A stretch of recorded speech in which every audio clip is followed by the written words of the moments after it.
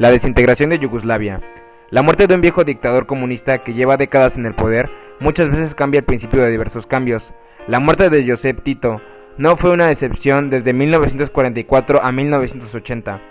Tito gobernó a Yugoslavia, y Yugoslavia era un país poco usual. Está dividido en 6 repúblicas dominadas por distintos grupos étnicos religiosos, incluyendo a los serbios, que eran ortodoxos,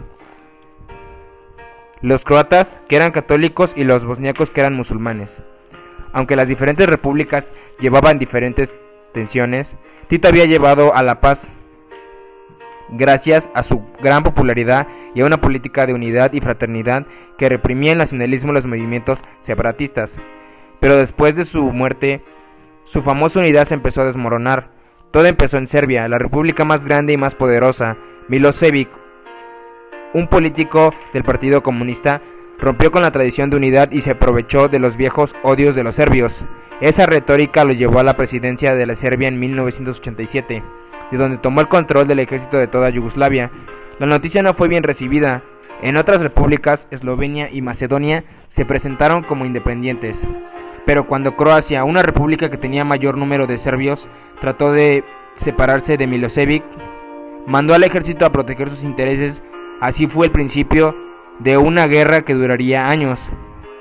Pero el conflicto más violento ocurrió cuando Bosnia y Herzegovina también quiso separarse de Yugoslavia.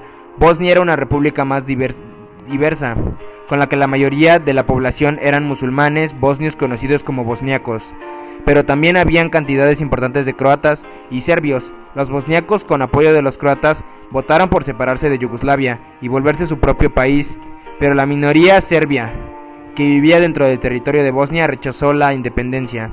No piensen que Bosnia nos irá al infierno.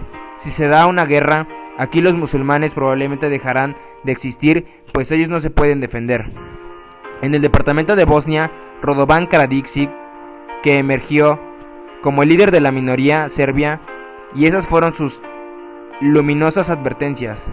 Al poco tiempo, los serbios que rechazaban la independencia de Yugoslavia formaron su propio estado dentro de Bosnia. Karadzic, al mando, su plan era unificarse con la vecina República Serbia al mando de Milošević. Con el apoyo de Milošević y el poderoso ejército nacional yugoslavo, el grupo de Karadzic comenzó a tomarse poblaciones enteras en Bosnia, casi todas cerca de la frontera con Serbia, donde había musulmanes. Las fuerzas serbias asesinaron a cientos de personas y obligaron al resto a escapar. Fue el comienzo de la llamada limpieza étnica en Bosnia, durante la cual los serbios buscaron expulsar a todos los musulmanes a la fuerza.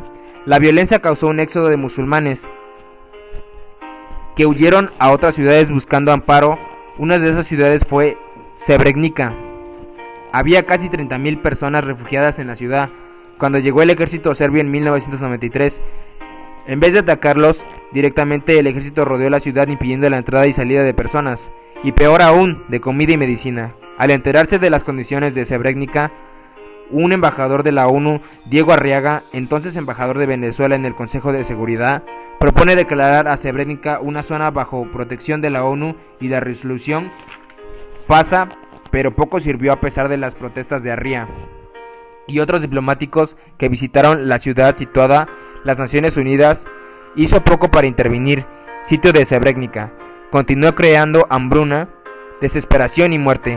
Finalmente, en julio de 1995, el ejército serbio se tomó la ciudad. Inició un capítulo aún más oscuro de la guerra.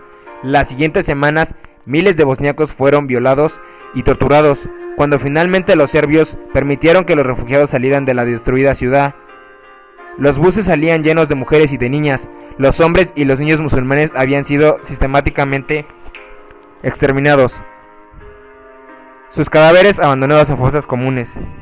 Los líderes de este genocidio han pasado de la siguiente década enfrentándose a la justicia internacional.